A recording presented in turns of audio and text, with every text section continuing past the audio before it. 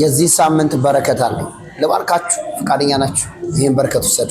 መጽሐፍ ቅዱስ እንደዚህ ይላል፣ ከሕዝቤ የተመረጠውን ከፍ ከፍ አደርጋለሁ። እግዚአብሔር ከፍ ከፍ ያደርጋችኋል። በዚህ ሳምንት ከፍታውን ይሰጣችኋል። የኔ መልእክት ነው የሚል አሜን ይበል። በዚህ ሳምንት ከሕዝቤ የተመረጠውን ከፍ ከፍ አደርጋለሁ። ባሪያ ዳዊትን አገኘሁት፣ ቅዱሱን ዘይት ቀባሁት። እጄ ትረዳዋል። የእግዚአብሔር እጅ ይረዳችኋል። በወጣችሁበት በምትገቡበት በዚህ ሳምንት የሰው እጅ አይደለም፣ የሰው ሐሳብ አይደለም።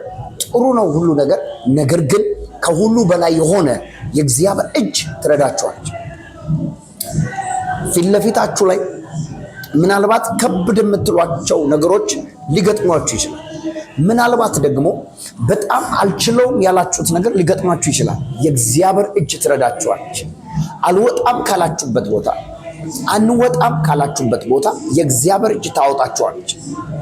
በቃ አልድንም፣ በቃ ወንድሜ አይፈወስም፣ በቃ እህቴ አትፈወስም ካልሽበት ቦታ የእግዚአብሔር እጅ ነፃ ታወጣለች። አረ አሜን። ከሕዝቤ የተመረጠውን ከፍ ከፍ አድርጋለሁ አለ እግዚአብሔር። አንተን አንቺን እግዚአብሔር ከፍ ከፍ ሊያደርግ ነው። ይሄ ሳምንት ከፍታው ያንተ ሊሆን ነው። ይሄ ሳምንት እግዚአብሔር ከፍታውን አሳልፎ ሊሰጥህ ነው። ሼር አርጉ፣ ፎሎ አርጉ፣ ቤተሰብ ሁኑ። እንዲሁም ኮሜንት ላይ ከፍታውን እግዚአብሔር ሊሰጠኝ ነው ብላችሁ ጻፉ።